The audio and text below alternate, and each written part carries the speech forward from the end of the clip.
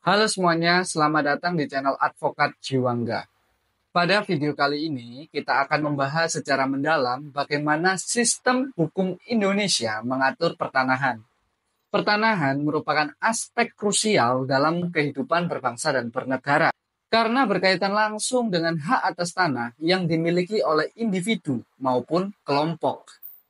Pemahaman yang baik mengenai regulasi pertanahan akan membantu kita dalam menjaga hak dan kewajiban terkait kepemilikan dan penggunaan tanah. Mari kita mulai pembahasannya.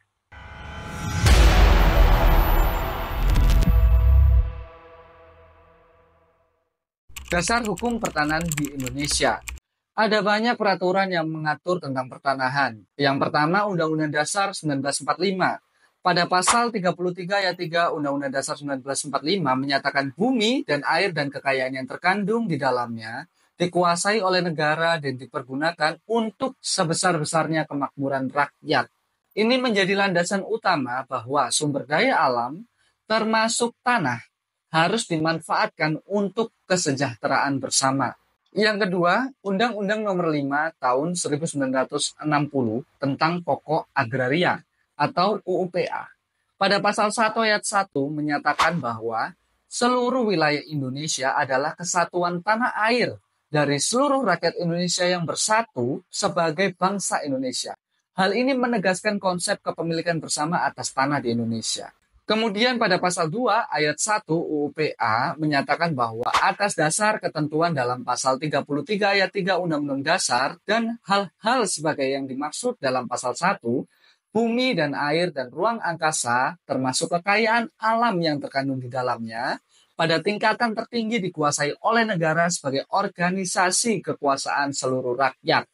Ini menegaskan bahwa negara memiliki hak penguasaan atas tanah untuk kepentingan rakyat. Jenis-jenis hak atas tanah. Pertama, hak milik. Pada pasal 20 ayat 1 UUPA menyatakan bahwa hak milik adalah hak turun-temurun, terkuat, dan terpenuh yang dapat dipunyai orang atas tanah dengan mengingat ketentuan dalam pasal 6. Hak milik memberikan kepemilikan penuh kepada pemegangnya, namun tetap harus memperhatikan fungsi sosial tanah. Kedua, hak guna usaha atau HGU. Pasal 28 ayat 1 Undang-Undang Pokok Agraria menyatakan bahwa hak guna usaha adalah hak untuk mengusahakan tanah yang dikuasai langsung oleh negara dalam jangka waktu sebagaimana tersebut dalam pasal 29 guna perusahaan pertanian, perikanan, atau peternakan. HGU diberikan untuk keperluan usaha di bidang pertanian, perikanan, atau peternakan dengan jangka waktu tertentu. Ketiga, hak guna bangunan atau HGB. Pasal 35 ayat 1 Undang-Undang Pokok Agraria menyatakan bahwa hak guna bangunan adalah hak untuk mendirikan dan mempunyai bangunan-bangunan atas tanah yang bukan miliknya sendiri dengan jangka waktu paling lama 30 tahun. HGB memungkinkan seseorang atau badan hukum mendirikan bangunan di atas tanah milik orang lain dengan jangka waktu tertentu. Keempat, hak pakai. Pada pasal 41 ayat 1 UUPA menyatakan bahwa hak pakai adalah hak untuk menggunakan dan atau memungut hasil dari tanah yang dikuasai langsung oleh negara atau tanah milik orang lain yang memberi wewenang dan kewajiban yang ditentukan dalam keputusan pemberiannya oleh pejabat yang berwenang memberikannya atau dalam perjanjian dengan pemilik tanahnya yang bukan perjanjian sewa-menyewa atau perjanjian pengelolaan tanah. Hak pakai memberikan izin untuk menggunakan atau mengambil manfaat dari tanah milik negara atau orang lain tanpa kepemilikan penuh.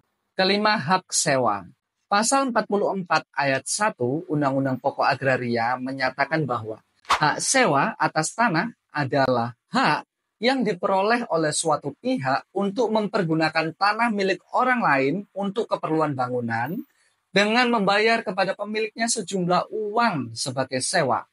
Hak sewa memungkinkan penggunaan tanah milik orang lain untuk mendirikan bangunan dengan membayar sejumlah uang sebagai sewa. Pendaftaran tanah. Tujuan pendaftaran tanah tertuang dalam pasal 19 ayat 1 Undang-Undang Pokok Agraria, yaitu untuk menjamin kepastian hukum oleh pemerintah diadakan pendaftaran tanah di seluruh wilayah Republik Indonesia menurut ketentuan-ketentuan yang diatur dengan peraturan pemerintah. Jadi pendaftaran tanah bertujuan memberikan kepastian hukum dan perlindungan hak atas tanah bagi pemiliknya.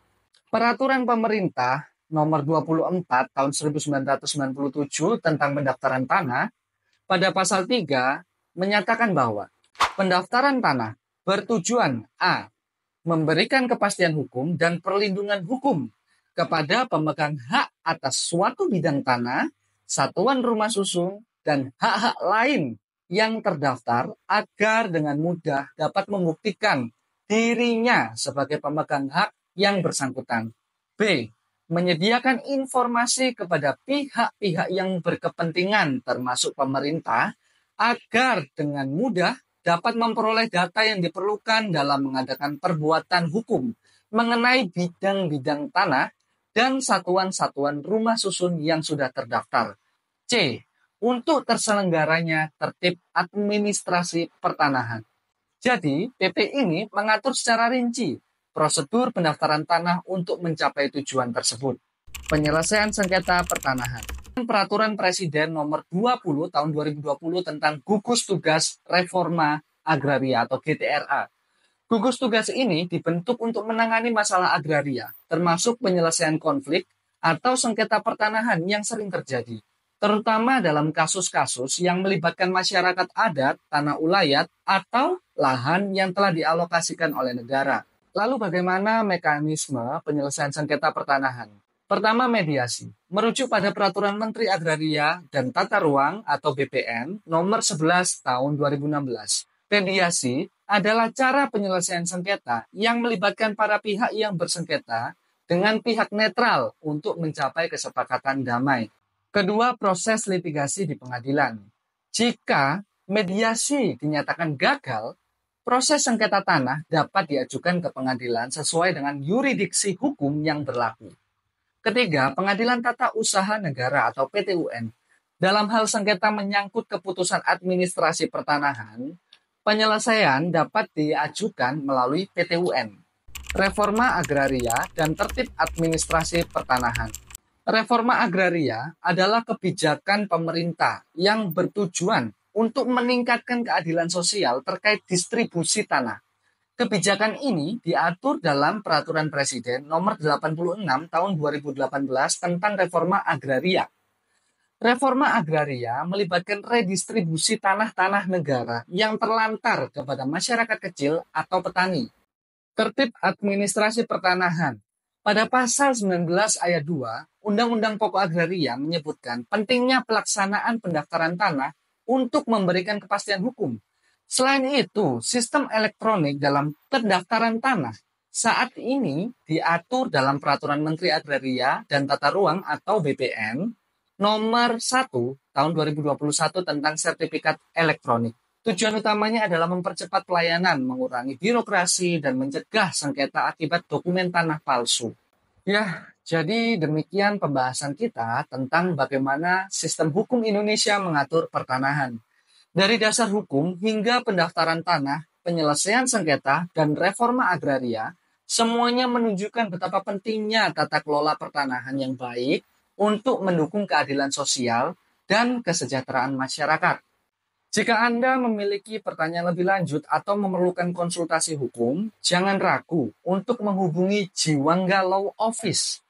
Kami siap membantu Anda dengan layanan terbaik di bidang hukum perdata, pidana, keluarga, maupun retainer lawyer.